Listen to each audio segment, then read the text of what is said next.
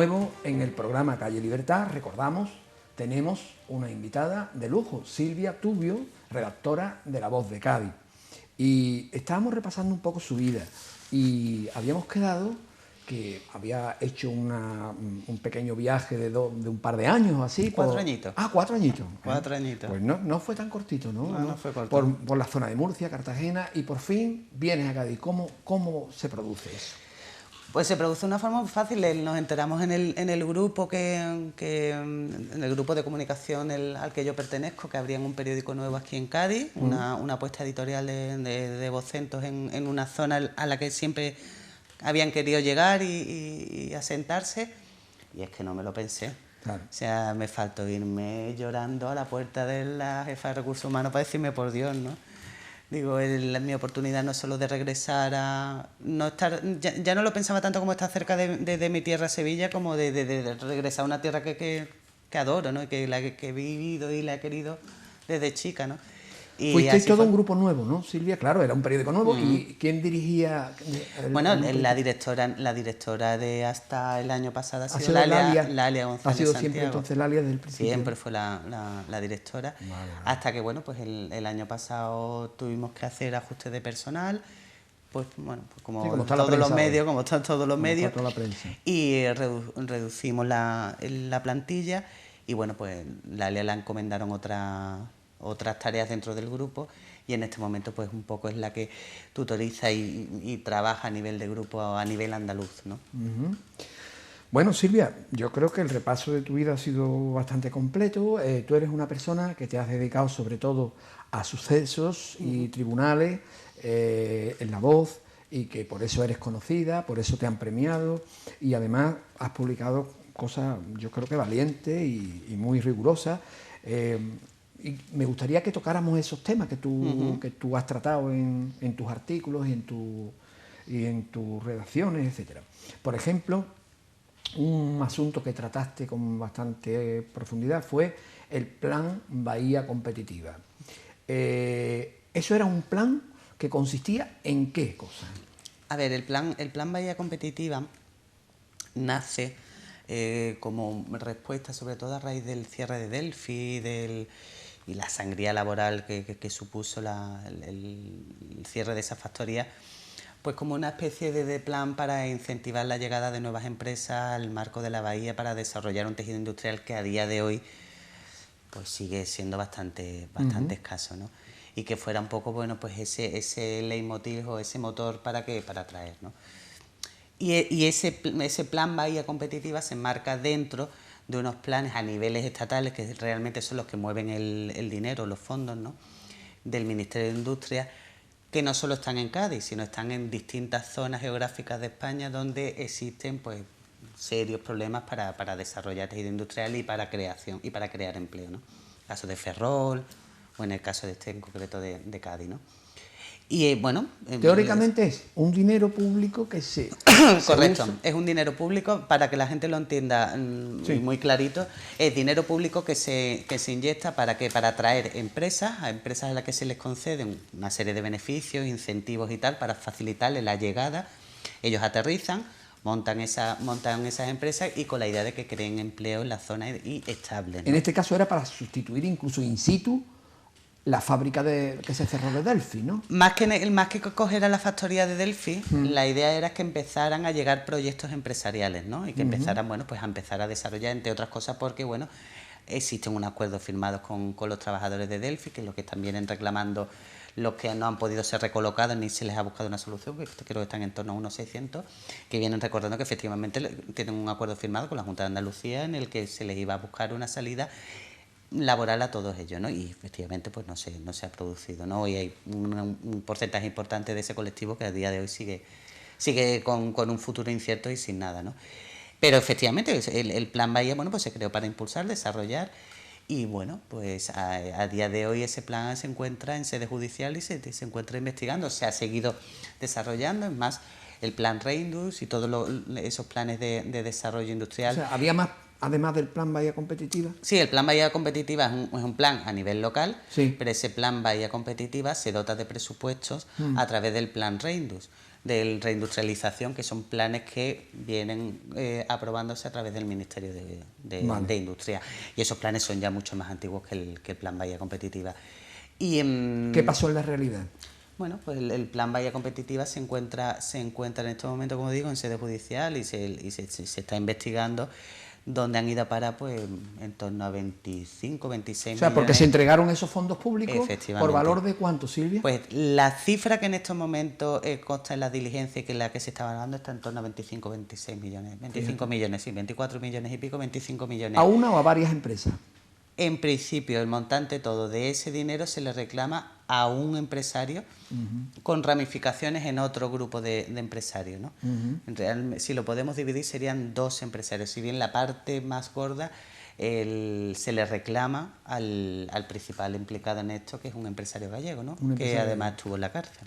Estuvo en la cárcel. En prisión preventiva. O sea, quiere decirse que se entregó un dinero público, 20 y tantos millones. La historia es, este empresario llega, propone una serie de proyectos y durante 2 años se le conceden una serie de partidas presupuestarias, una serie de partidas económicas, pero esos proyectos empresariales nunca se ejecutaron. Y si se llegaron a abrir o a analizar, fueron prácticamente inexistentes, no tuvo actividad ninguna.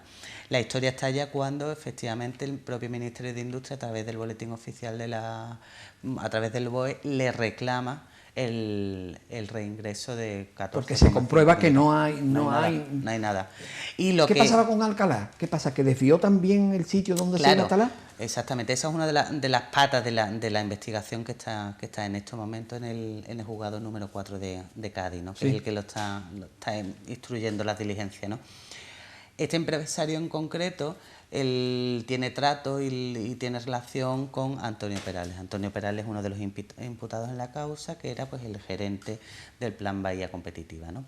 Y entonces este hombre en concreto coge uno de los proyectos para los que se les había otorgado financiación pública y decide de buenas a primeras que ese proyecto lo va a llevar a Alcalá, violando uno de los puntos por el cual se le otorgaba esa subvención, y es que se supone que desarrollar exactamente planes en la zona de la bahía, ¿no? Por eso, digamos que esta investigación ha tenido 2 fases, ¿no? Sí. Y probablemente tenga muchas más porque la instrucción no ha terminado, ¿no? Pero la primera fase era efectivamente ver quién eran los principales actores de lo que era el fraude en sí, es decir, dónde había salido el dinero, dónde había de parar. Y en la segunda fase, que es lo último que se ha venido publicando en mi periódico y en otros medios, es la policía lo que está intentando ahora es saber si existía una cierta connivencia política para que, pues porque la forma en la que este hombre recibió dinero era un tanto llamativa, ¿no? Y lo que le sorprende a los investigadores es que nadie alertara o nadie se diera cuenta del alto riesgo que suponía que este hombre concentrara tantísimo dinero, ¿no? Claro. Hay una prueba en concreto que es la que forma parte de las diligencias, que es un correo electrónico que el Partido Popular sacó a la luz cuando se hizo con el gobierno de la Diputación, y en ese correo aparecen instrucciones precisas de la agencia IDEA, que es una agencia, un ente público de estos que forman parte de esta administración paralela de la Junta de Andalucía, ¿no?, a los miembros de la comisión evaluadora. Esa comisión evaluadora es la que tenía que decidir a qué empresa a qué empresa se les daba, porque digamos que esto es una convocatoria, se presentan una serie de empresas, claro, con una serie de proyectos, y una comisión evaluadora que decide tal empresa recibe tanta partida, tal empresa recibe, esta no recibe, tal, ¿no? Y en ese correo electrónico se supone que tiene que ser una comisión evaluadora independiente, ¿no?, que tiene que estar ajena a cualquier tipo de presión y de interés. Bueno, pues en esa comisión evaluadora recibe un email, y ese email que se hizo público aparecen pues una serie de instrucciones, ¿no?, precisas de quién tenían que recibir y quién no tenía que recibir. Se da la circunstancia que la mayoría de la partida de esa convocatoria iba a parar a este empresario gallego, ¿no?, a David Ubiña, y a otro empresario que también parece imputado, ¿no?, y donde la policía observa que hay relaciones entre los dos empresarios, ¿no? Y cuando se produce esa evaluación, técnicos de la Diputación, es decir, funcionarios de la Diputación, alertan y llaman la atención diciendo: ojo, se está concentrando una partida de ayuda muy elevada ante unos proyectos que tiene un alto riesgo de no llegar a buen puerto. Y no estaban muy desencaminados porque este mismo hombre, este mismo empresario, solicitó, acudió a la convocatoria similar que se abrió en su propia tierra, en Galicia, Sí. para acceder a partidas, a ayudas para desarrollar proyectos en la zona de Ferrol, y qué casualidad que la Xunta de Galicia no le dio ni un duro. No vio viables esos proyectos. En cambio, aquí en Andalucía sí se vieron viables, tan viables que, bueno, pues porque el Ministerio de Industria nada más y nada menos que le reclama el Ministerio de Industria 14,5 millones en proyectos que no se llevaron a ejecutar, y si se ejecutaron fueron absolutamente ficticios. ¿Y Hay el caso en concreto de una empresa que además llama mucho la atención la forma de operar y la sensación de que eran empresas que no tenían ningún interés o no tenían ningún futuro, ni empresas que estaban domiciliadas en bares, ¿no? Que tienen sede social, un bar de Zara, ¿no? Una cosa que una forma de proceder muy rara, ¿no? Pero una empresa en concreto que la plantilla estaba compuesta por 7 trabajadores, y de esos 7 trabajadores solo aparece como trabajador gaditano un chico y una chica sobrina de Antonio Perales.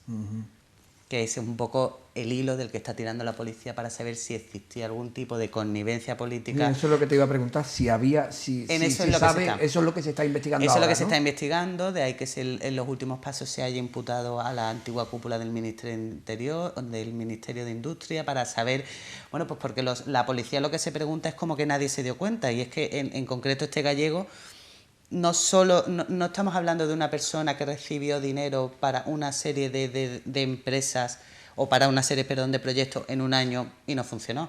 Este hombre estuvo recibiendo dinero durante 2 convocatorias, y en la tercera tenía reservado también un importante pellizco económico hasta que se paralizó. ¿Y conocemos informes de esos evaluadores?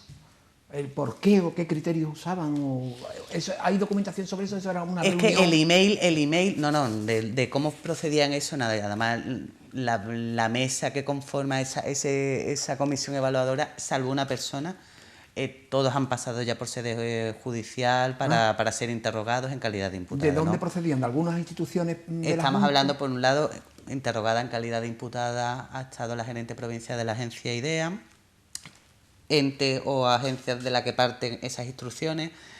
Esa comisión también estaba formada por un representante del Instituto Tecnológico dependiente de la Diputación, del Plan Bahía Competitiva y de la propia agencia. Es decir, era una comisión tripartita, ¿no? De varias administraciones, además. Estaba Diputación y estaba la Junta de Andalucía, ¿no? Pero bueno, digamos que de varios departamentos o de varios organismos, ¿no? O instituciones. Y en el email ese en concreto en el que aparecen las instrucciones, que las instrucciones son como muy básicas y como muy burdas, ¿no? Tipo, a este le pones 3 puntos, a este le quitas 4, a este le subes 2, a este no lo quitamos fuera. Y te das cuenta además, leyendo el email, cómo se quedaban fuera empresas que, bueno, importantes como González Vía, ¿no? Como tú dices, bueno, estas empresas por lo menos tienen cierta solvencia. Y además, tú publicaste, no lo sé, te pregunto, conversaciones grabadas de los... Eso forma parte de las diligencias, y efectivamente mi periódico ya hace tiempo, cuando empezó la historia, se publicaron extractos de esas conversaciones, y algunas pues bueno son muy curiosas, ¿no? Son muy curiosas porque bueno, pues te ves a los imputados como hablan en tonos jocosos de cómo era posible que el gerente del Plan Bahía Competitiva no supiera nada. Hacen insinuaciones de posibles implicaciones de otros políticos, ¿no? Lo cierto y verdad es que a día de hoy la investigación está centrada en saber cómo es posible que tantísima cantidad de dinero y que tantísimos proyectos, que era tan fácil de saber que no funcionaban, con acercarse al sitio o simplemente con investigar un poco a ese hombre, no se hizo. no se hizo y se repitiera una y otra vez, ¿no? Y qué ¿Y el dinero dónde casualidad. está? ¿Sabemos el dinero? Porque se le reclama a Ubiña, A ¿verdad? Ubiña se le reclaman 14,5 millones, el Ministerio de Industria le reclama, lo que una parte de la otra rama empresarial, y luego, bueno, dinero que se supone que está en manos de Testaferro y tal. A día de hoy, el juzgado lo que se ha decretado el embargo de todos los bienes, no solo porque realmente este hombre, como en muchísimos casos, era de los que no tienen ningún tipo de patrimonio en papeles, o sea, no tiene absolutamente nada. Todo lo tenía a nombre de testaferros, de familiares, de tal, ¿no? Y a día de hoy todo ese patrimonio está embargado de forma preventiva, ¿no? Bueno, Silvia, otro caso también muy importante que trabajaste ahí, en tu caso que trabajaste tú, fue el desvío de dinero público que presuntamente se usaba para reformas en colegios, a partir de una institución que tengo aquí que se llama el ISE, que se encarga justamente de esas obras, ¿no? El ISE es un ente público adscrito a la Consejería de Educación, que pues es el promotor, el que se encarga de la gestión de las obras, ¿no? No solo de ejecutarlas, de encargarlas y de hacer el seguimiento de esas obras, ¿no? Y ese caso nace a raíz de una denuncia de la Fiscalía de Cádiz, de la que yo me hago eco, ahora pues, creo que fue hace un año, sí, bueno, un par de años. Sí, En el que, bueno, pues a ellos les llega un informe de la agencia tributaria en el que un perito del fisco hace pues está haciendo una investigación patrimonial sobre una empresa en concreto en la que observa una empresa de reforma, de trabajo y tal, ¿no? Entonces una empresa en concreto que ve un volumen de facturación que no le llama la atención y no le encaja. Al mismo tiempo observa que esa empresa, prácticamente el 100% de su trabajo proceden de la administración pública, de encargos de la administración pública. Entonces sigue investigando porque, bueno, ve ahí un desfase de facturas y de tal, ¿no? Facturas además falsas, facturas que además que venían, procedían ¿Tiene relación eso con aquella trama de empresas de facturas falsas que hubo en aquella época? No, son casos completamente distintos, Vale. pero sí hay una cosa en común y es una de las principales formas de eludir el ojo del fisco en la provincia de Cádiz, y es la facturación falsa. Hay sectores en concreto, como el tema de la piel y la marroquinería, y la zona de la Sierra de Cádiz, donde es una práctica bastante habitual. Desgraciadamente hay numerosos procedimientos en sede judicial, no solo instruyéndose, ya vistos para señalamiento, denuncias, bueno, a tutti de pleni, vamos, de una cosa tremenda, ¿no? Bueno, ibas a, me parece... Exactamente, entonces siguen investigando esta empresa en concreto y observa que, bueno, que esta empresa, prácticamente el 100% de sus trabajos proceden de la administración pública, encargos que le hace en este caso el ISE, ¿no? De reformas de colegios y tal y que cual. Ese perito en concreto de la agencia tributaria realizó una visita sorpresa a las obras que realmente tenía que peritar esta empresa, porque además esta empresa se supone que asumía una capacidad de trabajo que cuando el inspector analiza la empresa era literalmente imposible que la asumiera, porque la empresa no tenía ni medios propios, claro. no tenía plantilla, claro. Tenía que subcontratar todo eso, ¿no? Un elemento, lo que es la subcontratación, que cuando tú estás trabajando con la administración pública, al menos tienes que avisarlo. Claro, en este caso como que se obvió esa información, ¿no? Con lo cual ya contratar esta empresa no estaba muy claro qué se debería de hacer. Pero ya el remate fue cuando este perito acude a los colegios. Y no están hechas y aparte de que no estén hechas alguna de las obras, o en otros casos las obras estaban hechas o con unos materiales mucho más bajos. Es decir, el presupuesto que había recibido para ejecutar una obra tal no correspondía, ni mucho menos con el trabajo realizado. Y hablaba de un porcentaje altísimo de desfase entre lo ejecutado y lo pagado, ¿no? ¿Estamos hablando de una sola empresa? Sí, en este caso. En este caso en concreto, además, es que lo que le llamó la atención a la agencia tributaria es que siempre fuera la misma empresa, ¿no? Claro. Sí es cierto que en este caso se tiraban de una modalidad contractual de contrato público que bueno, pues, tiraban mucho de que son obras de emergencia, ¿no? De que se había roto algo y para que para el curso tenían que terminarlo y tal, que tenían que arreglar esto, que tenían que arreglar lo otro.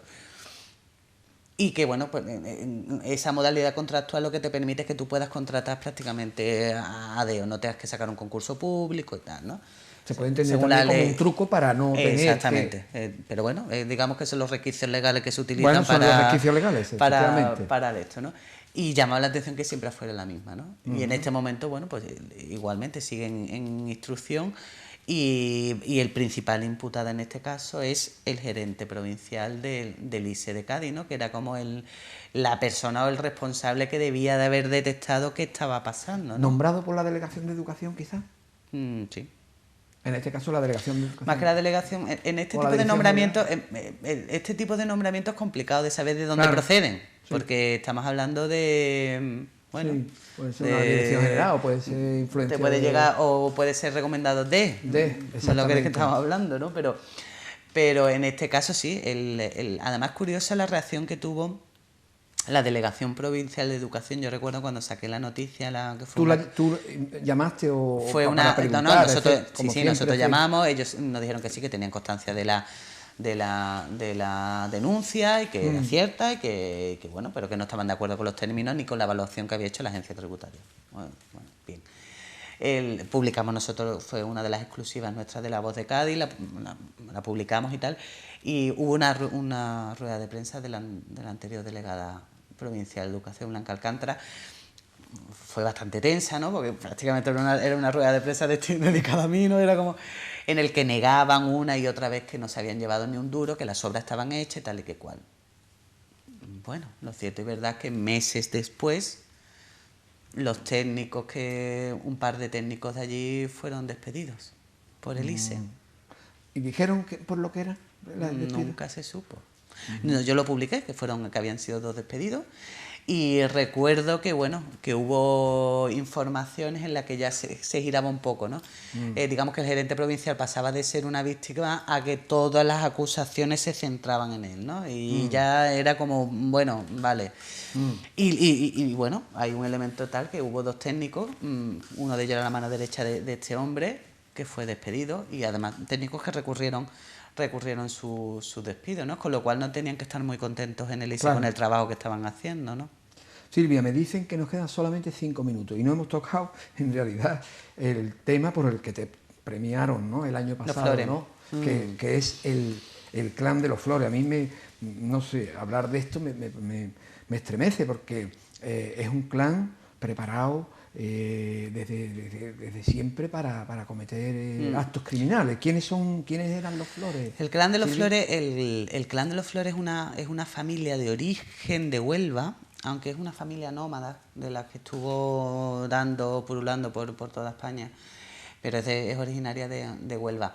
Una familia gitana de un padre que tuvo creo que eran 9 hijos.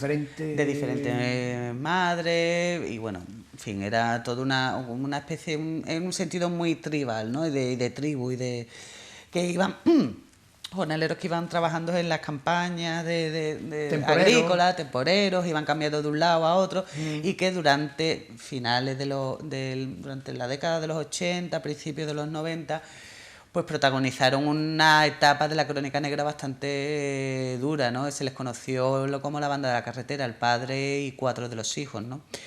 Se